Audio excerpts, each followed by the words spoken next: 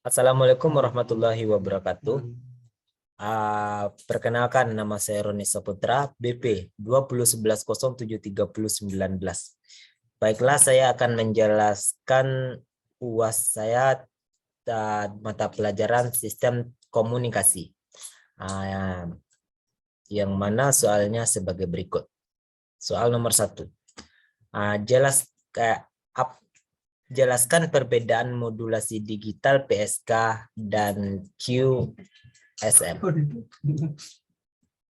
Yang mana perbedaan antara kedua itu bisa kita lihat.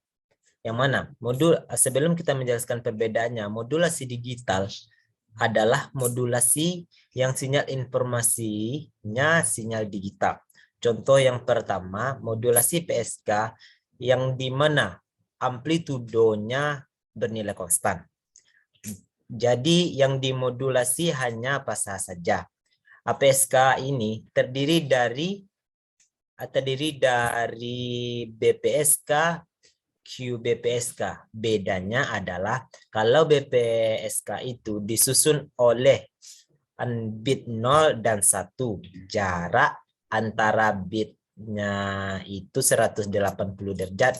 Kalau QPSK jarak antara bitnya yaitu 45, dan kalau BPSK jarak antara bitnya adalah 22,5 derajat. Yang mana yang nilai 8 PSK ini disusun oleh 3 bit spread pada gambar Q IC dan spread yang saya bilang tadi beda fasa antara bitnya yaitu 22,5 derajat. Pada PSK ini semakin dekat jarak antara bit hanya akan semakin cepat pula kecepatan transpornya, tetapi karena bitnya yang terlalu berdekatan maka juga akan mengakibatkan tingkat kesalahannya yang semakin besar juga. QAM, kuadran yang mana kepanjangannya adalah Quadrant Amplitude Modulation. QAM ini juga terdiri dari 3 bit, tetapi bedanya dengan PSK tadi, QAM bukan hanya demodulasi fasanya saja, tetapi juga bermodulasi amplitudonya, sehingga walaupun 8 QM dan 8 PSK sama-sama mempunyai 8 konstelasi, tetapi tingkat kesalahan pada QM ini lebih rendah karena yang dimodulasi bukan hanya fasa tetapi juga amplitude, yang sehingga jarak antar konstelasi yang tidak terlalu dekat. Seperti 8 PSK tadi masih tetap mempunyai kecepatan TF yang sama. Jadi QM ini akan lebih maksimal daripada PSK karena tingkat kesalahan pada QM ini lebih sedikit dari PSK walaupun kecepatan PSK-nya sama. Lanjut, soal yang kedua.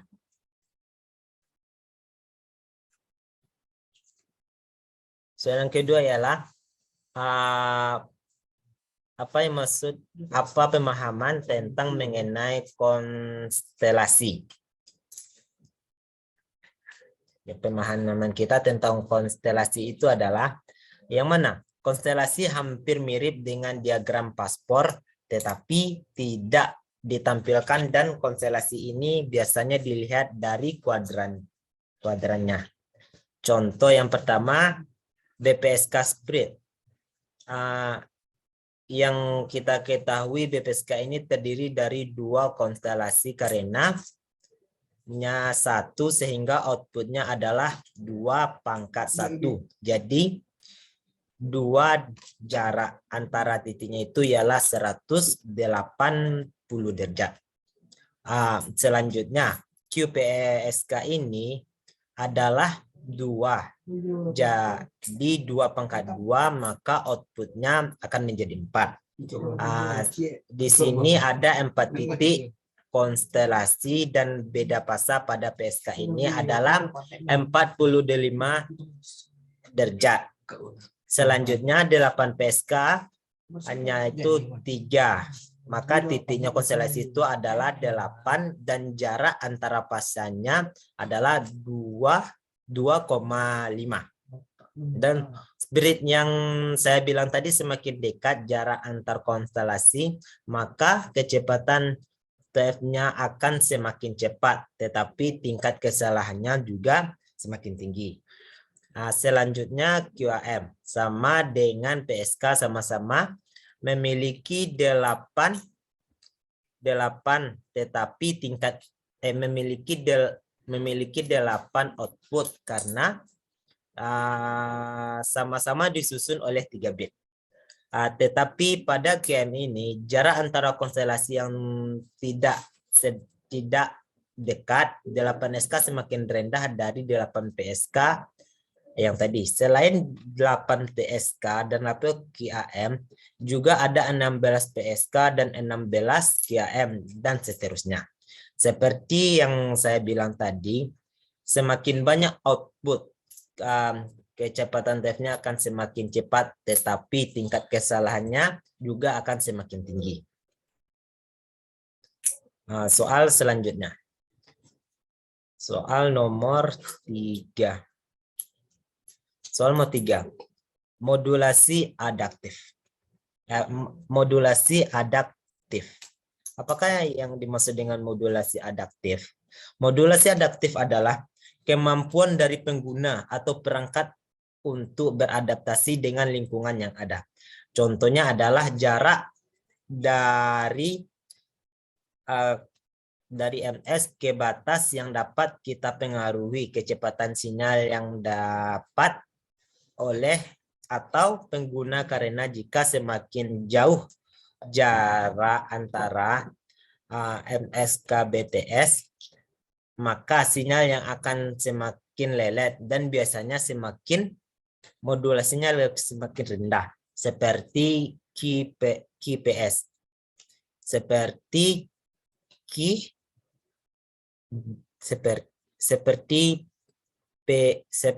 PSK, QPSK, karena sinyal yang kita dapatkan tidak terlalu kuat dan kecepatannya lelet sehingga tingkat salahnya paham dan bitnya dan penerima itu semakin kecil. Jadi apabila jarak di RMS ke BTS semakin dekat, maka sinyalnya akan semakin kencang dan akan memakai modulasi yang lebih tinggi karena rendamannya dan noise-nya akan lebih kecil. Nah, selanjutnya soal nomor 4. Sampling dan aliasing. Tunjukkan dengan ilustrasi MATLAB. Yang mana ini adalah gambar samplingnya yang kita cari di MATLAB. Dan apa sih yang maksud dengan sampling juga dan analisisnya? Sampling adalah langkah pertama dalam mengkonversi sinyal analog ke sinyal digital. Di mana sampling ini memberi sampel pada sinyal kontinu dengan periode sampling. Pada sampling ini, sinyal kontinu disampel menjadi beberapa sampel sehingga sinyal menjadi sinyal diskret. Sampling memiliki aturannya PS-nya 2 kali lebih besar daripada FM.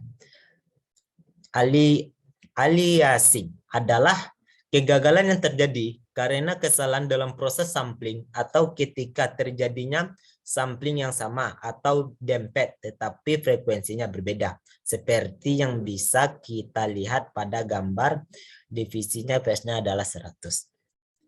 Maka jika FM-nya lebih dari 500, maka akan terjadi aliasing atau kesalahan pahaman informasi bagi penerima karena adanya sinyal yang dempet antara sinyal di bawah 500 dengan yang ada di atas 500 tetapi masih di bawah 1000. Maka seperti yang bisa kita lihat dari nilai PS-nya itu harus 2 kali dari nilai FM atau bahkan lebih bagusnya di atas lebih bagusnya di atas dari 2 FM tersebut. Contohnya jika FM-nya 100 maka paling tidak FM-nya adalah 300. Atau bisa lebih daripada 300, pokoknya 2 kali daripada FM-nya. Supaya tidak mengalami kesalahan informasi bagi penerima. Nah, soal nomor 6. Sorry. Soal nomor 5. Jelaskan apa yang dimaksud dengan kuantitasi dan kenapa perlu kuantitasi.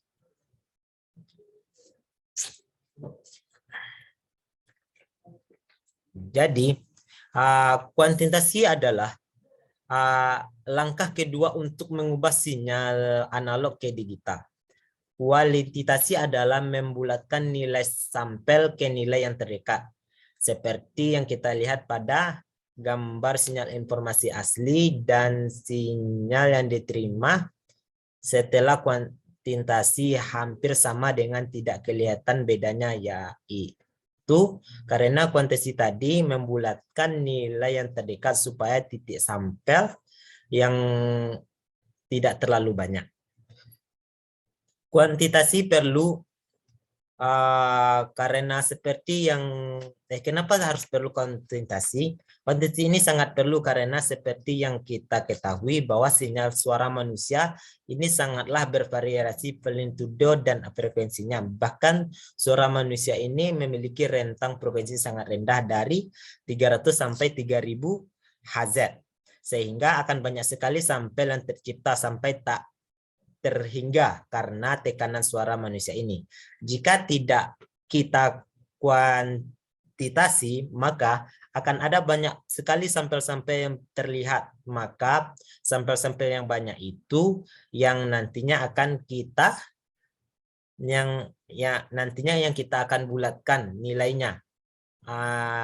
Yang kita bulatkan nilainya supaya sampel yang banyak tadi atau yang tak terhingga tadi kita tersisa beberapa saja. Contohnya saja seperti kelas, contohnya seperti tidak jauh kita ambil dari kelas kita aja, yaitunya supaya mudah mengenali. Maka kampus, sekian banyak kampus, maka kampus membentuk kelas-kelas agar mudah dikenali.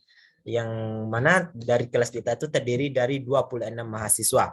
Akan dibulatkan atau akan dijadikan suatu nama kelas yang itunya 2B D4 TC Telekomunikasi.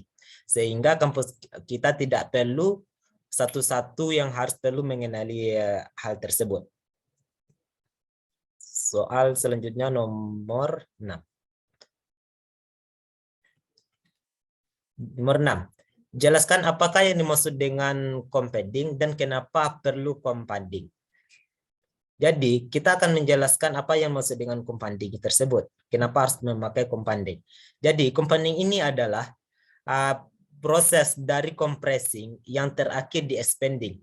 Maksudnya compressing di sini adalah memperkuat sinyal atau amplitudo yang lemah hingga nilainya berada di atas nilai dari quantizing. Karena jika tidak, maka akan terjadinya distorsi. Seperti pada gambar, sinyal asli di sini berada pada sinyal lemah atau belum melewati nilai kuantitasinya, maka akan di-compounding. Maka nilai di atas kuantinya akan nantinya apabila sudah berada pada nilai di atas, kuantasinya akan expanding atau mengembalikan lagi ke bentuk sinyal aslinya supaya sinyal informasi yang kita kirimkan sama dengan sinyal informasi yang akan diterima. Company ini memerlukan karena kalau tidak ada compounding, maka akan terjadinya distorsi. Maksud distorsi di sini apa? Yaitunya distorsi di sini adalah ketika nilai yang kita miliki tidak mencukupi nilai dari kuantitasi. Akibat dari distorsi ini adalah seperti yang bisa kita lihat pada gambar titik sampel dan titik kuantitasinya yang tidak berhimpitan. berhimpitan sehingga memiliki duty sempurna dapat mengakibatkan munculnya frekuensi-frekuensi yang lain pada penerima sehingga informasi yang kita kirim akan berbeda dengan yang akan berbeda diterima pada penerimanya. Soal selanjutnya. Soal nomor 7. Jelaskan rumus yang digunakan untuk compounding dan expanding. Jadi rumus yang kita gunakan yaitunya yang bisa kita lihat pada gambar. Bahkan di sini V outputnya itu dapat dilihat pada tabel yang ada pada buku, di mana jika V-nya yaitu 1 maka dilakukan maka akan dilakukan 3 output.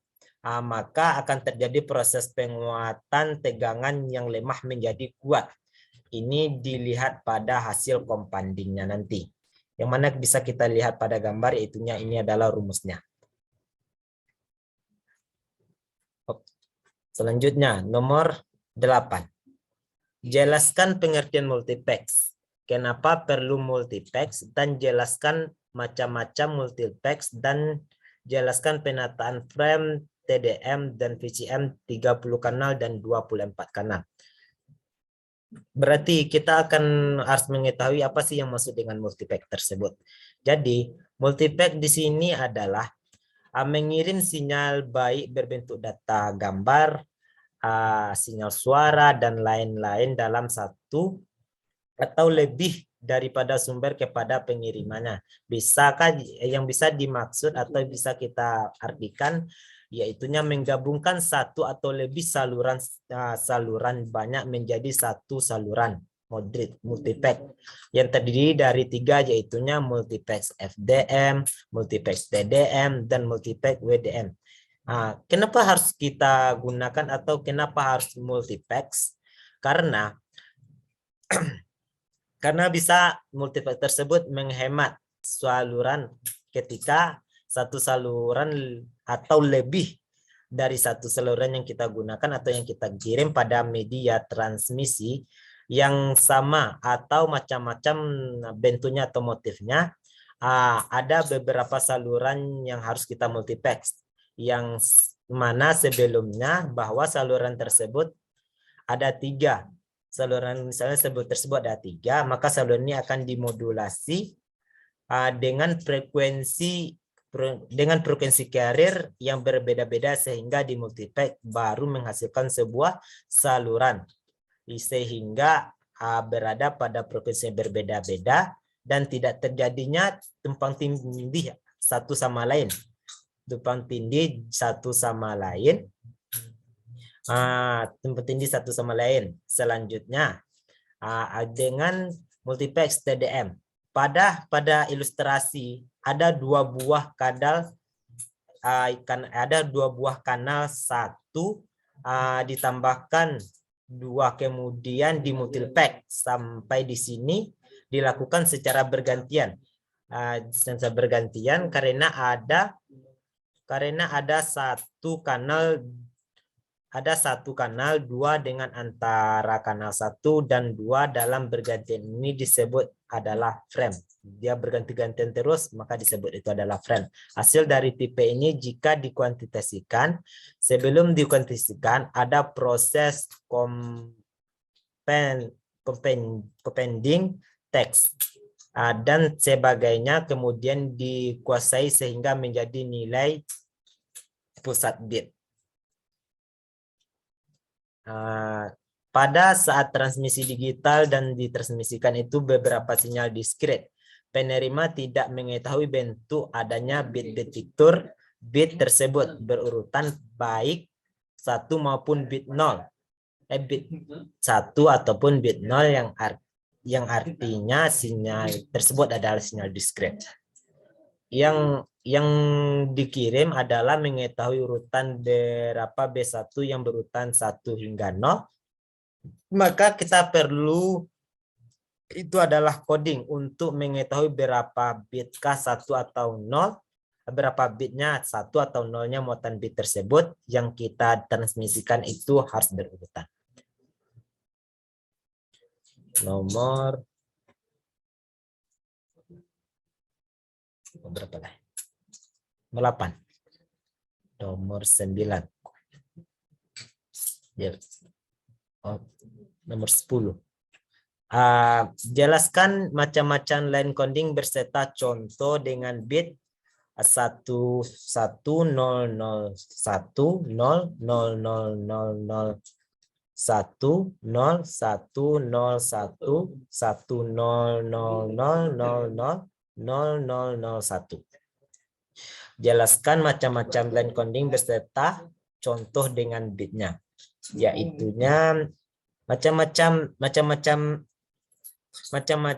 coding itu, yaitu pertama adalah NRZ, NRZM, dan NRZ-0, dan itulah macam-macamnya. Nah, jadi kalau NRZ bisa kita lihat pada gambar. Dari gambar tegangan 1 yang bernilai 1, tegangan 0 yang bernilai 0, dan begitu juga selanjutnya dan seterusnya.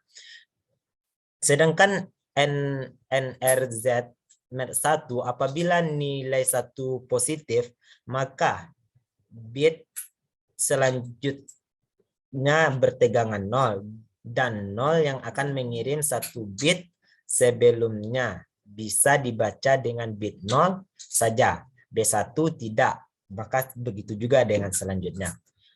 Selanjutnya itu adalah NRZS space 0, di mana bit 1 memiliki tegangan 0 karena bit 1 mengikuti tegangan 0 pada sebelumnya. Baiklah, itulah hasil UAS saya pada hari ini. Kalau ada salah, saya mohon maaf sebesar-besarnya. Saya ucapkan terima kasih banyak. Assalamualaikum warahmatullahi wabarakatuh.